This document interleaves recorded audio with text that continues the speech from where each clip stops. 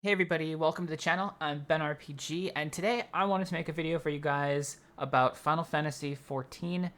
I wanted to give new players an idea of what to expect during character creation, what the stats are, what they mean, how to create a character, different things you can do with your jobs, so that going into the game, all the new players have a better understanding of what they can do and what to expect. This isn't necessarily a video for people who are experienced in the game because most of the stuff already makes sense and you're familiar with it.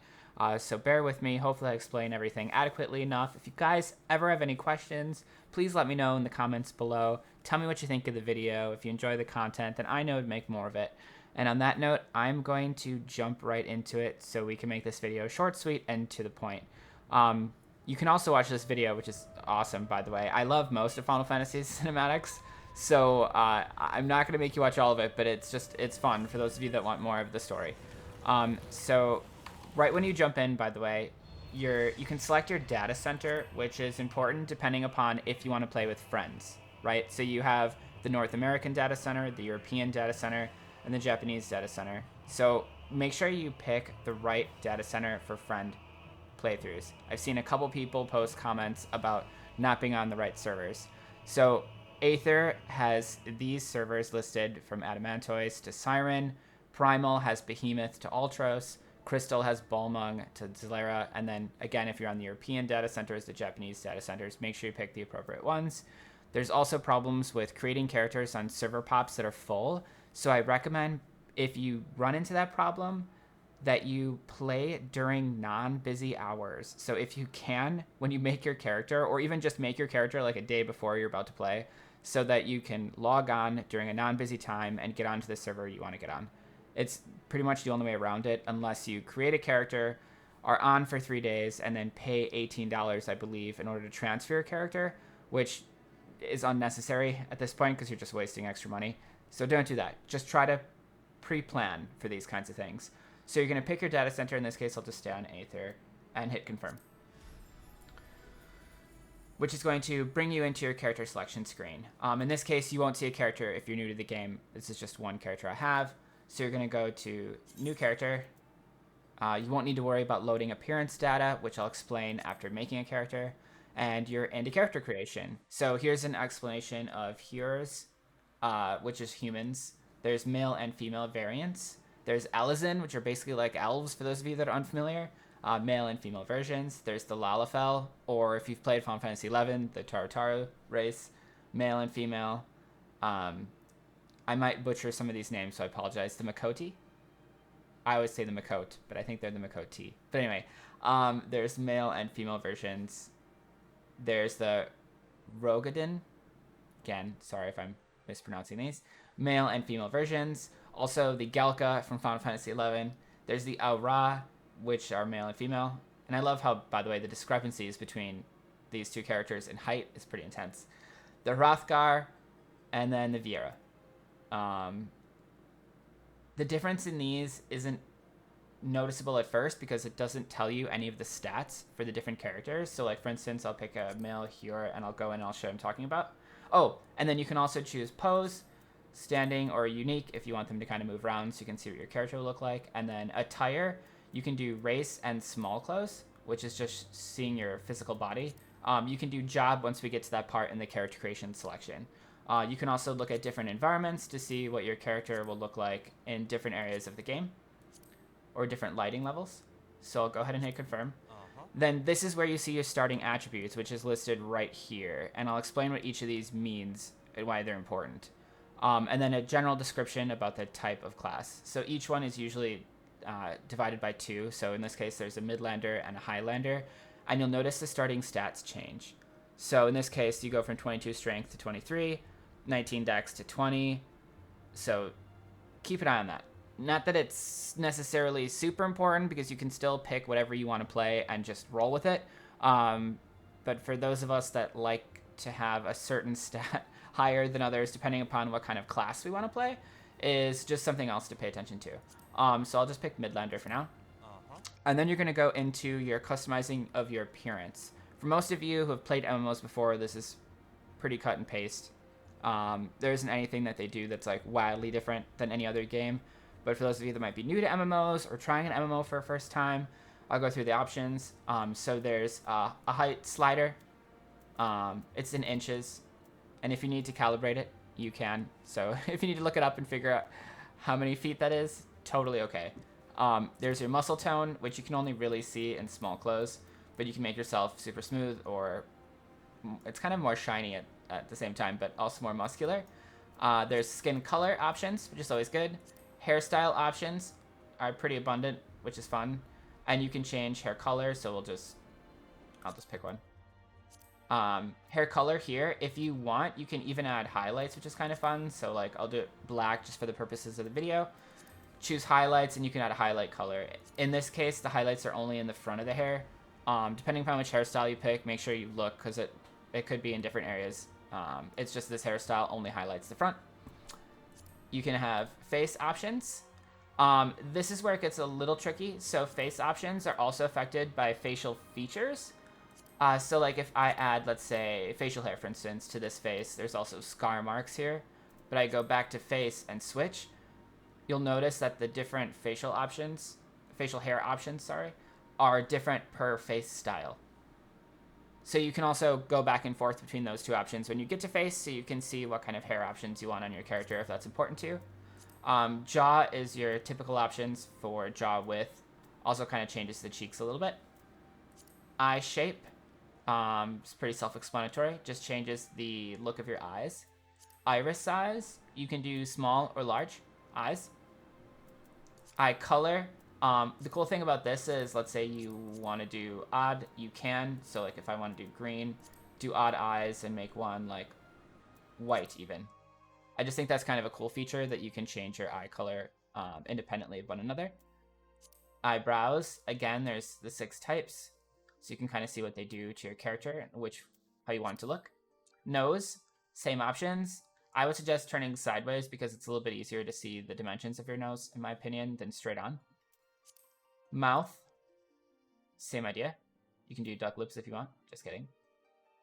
Lip color. This is where you can start to add like makeup effects to your character. So you can do dark, light, or none if you don't want any color effects on your lips. Facial features, which I explained before, correlate to your face choice. Tattoos. Each race has some. You can set the color here as well if you want. Then there's face paint options, which are a little bit different than face tattoos. So you can scroll through all these and see how different effects would look. You can also reverse the image just by clicking here. And then you can confirm. Again, you can set dark or light color tones. And then the color of the face paint that you want. And then last but not least is voice. And you can scroll through all of these. I won't make you listen to each one in this recording. And see what they would sound like. Angry, cheering, happy, confirming, and disapproving is how I categorize those. And then you'll hit confirm. And then you'll hit confirm over here if you're still happy with all of your appearance options. This is where you can save your appearance data. So if you want to make multiple characters, or you really like the way you created something, but you're not sure it's what you want to play and you want to start the whole process over and try a different race, you can do that. So you'd click yes, save your options. You can see I have a few I've created. And then that way it'll bring it up quickly for you next time. So I'll hit confirm, no in this case. Then you choose your Eorzean calendar. I don't know if this applies to anything other than preference in the game. I don't think it has any special effects on your character. I usually just go by my birth month and birthday, but you can choose anything you want because this is divided into 12 months. So in this case, I'll just pick one. And then the day. So you can set any day you'd like. Confirm. And then you have your character's patron deity. This is another one where I just kind of look through and figure out which one I want. The first 2 are dedicated to the element of ice. The second are water. The third are wind. The fourth are lightning. The fifth are fire. And the sixth are earth. I don't think I've gotten to the point where this is necessarily super important in the game's choices. If I'm wrong, please let me know in the comments, and then everybody else has the ability to learn too. So I would just pick which one sounds best to you. Or if you're trying to match it to character class, for instance, You can do that. Then hit OK. Then we get into the best part, which is choosing your Disciples of War or Disciples of Magic, which is going to be the class you start as in the game.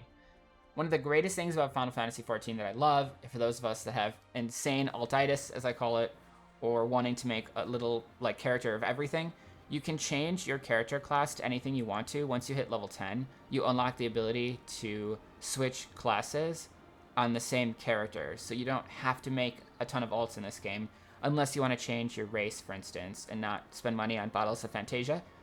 You have that ability in-game. You just have to get to level 10, which does not take long at all. So the Disciples of War classes are Gladiator, Pugilist, which is like a monk, Marauder, Lancer, Archer. Ooh, I should probably do. And you can even look at race, which is just your starting race, or you can look at job to see what their job clothes are like, which I believe you start getting at level 45. And then a description of each of the classes. So Gladiator will end up tanking, Pugilist is DPS, Marauder's DPS or tanking, Lancer's DPS, Archer's ranged DPS. For those of you that don't know what DPS means, I'm referring to damage per second, or DPS characters, meaning they're damage dealing characters. Disciples of Magic are Conjurer, which becomes a white mage, so it's healing oriented. Thaumaturge, which is a black mage, so ranged magic damage. And then Arcanist, which is actually a summoner or a scholar. They can go one of two ways at 30 when you get your advanced jobs. You can go ranged DPS or healing if you would like. Ranged DPS would be your summoner path. Healing would be your scholar path. So you can see what those would look like. This is what you'll start as, by the way. You won't have these clothes to begin with, but it's just showing you what you get later on. You can hit confirm and then get into your starting world. So it automatically starts one for you. If you want, just hit select another. There'll be a little bit, anytime you see a gold star, there'll be an XP bonus on the world. It's just to encourage players to play on there for new people. And then you'll see the servers that are grayed out are servers I cannot pick right now because they are full. Anything in white I can pick, which is why I suggested doing this beforehand on an off time for your environment so that you can hopefully create a character on the server you want to if your goal is to play with friends that already have characters on their servers. So you just select a server, click confirm. Oh, you can also click update, by the way. If you want to wait and you're like, hey, maybe in 3 minutes the server will become available to build a character on, you can keep hitting that every 3 minutes. It doesn't really seem to change that much unless your time changes. So that's why I said I would do it before or after. And then hit confirm. You're going to name your character, anything you want. In this case, I'll just hit random, or you can hit random if you'd like to, like I am. And it'll give you all of your selections here. In this case, I'm just going to bounce back because if we do that, we'll be confirming our character. And I want to go over the stats with you guys. So we're going to jump back in here quick. Click confirm. And then these are the starting attributes. So this will be the last little section of the video I explained. I'm going to read these directly from the game so I don't ad-lib anything. So strength. This first number applies to any physical damage dealt by Gladiator's arms, Marauder's arms, Pugilist's arms, Lancers, Conjurers, Thaumaturges, Arcanists, Dark Knights, Samurais, Gunbreakers, Red Mages, Astrologians, and Blue Mages arms. So any physical hits by those classes. Some of them you'll notice are not available right away in your starting classes, and that's because you unlock them later on in the game. So if there's some that don't sound familiar, that's why. Our next stat is Dexterity, which in this case is 19 for the Midlander. Dexterity affects ranged damage and damage dealt by Rogue's arms. Rogue is another kind of starting class, but you don't unlock it until you're level 10. But it's one of the earlier unlocks. So again, that's any physical, range damage, and damage dealt by Rogue's arms. So that's good for anybody who wants to make an Archer or Rogue if you decide to switch to that class at 10. Bite is going to be your maximum HP. So important for like pretty much any class, but also tanks. If you feel like that's your goal towards middle to end game or when you start running dungeons, it's important just for total health points. Intelligence, on the other hand, is affects your attack magic potency when your roll is DPS. So it increases your magic damage for things like Arcanist's DPS or Thaumaturge's DPS, only when it's set to DPS. So as long as you're not set as a healer, you're good. That's going to be your ranged magical damage. And then Mind increases your healing magic potency, also affects attack magic potency when roll as healer. So when you're healing, even if you're doing damage dealing spells, it's going to be based off your Mind stat, not your int stat, just so that doesn't get confusing. So Mind's very important for healing. Int's important for DPS magic damage. Hopefully I described that okay and that makes sense to you guys. On that note, you are ready now to start Final Fantasy XIV, guys. It is a heck of a ride. It's a great game. One of the best things about it is the story, so please, by all means, do not skip story content. Don't rush through the game. It's a lot of fun. It's a crazy adventure. You can meet a ton of people. There's a lot of good content in the game and a lot of variety. If you just make sure to keep your eyes open. You'll notice there's different quest objective markers. I can get into that in a future video and explain what those are and why they're important to do, especially the blue ones, because they unlock content in the game that you can then access. Things like the casino in the game, the gold saucer, and other things like that, which become fun. Mounts, how to use them in combat, etc. So on that note, thank you for listening. I appreciate you guys sticking around for so long. Hit the like button if you enjoyed the video. Subscribe for more stuff so I know to keep making these things for you guys. And I appreciate it. So hopefully this helped out. Let me know in the comments like I said before. And until then, happy gaming and enjoy the world of Eorzea, guys.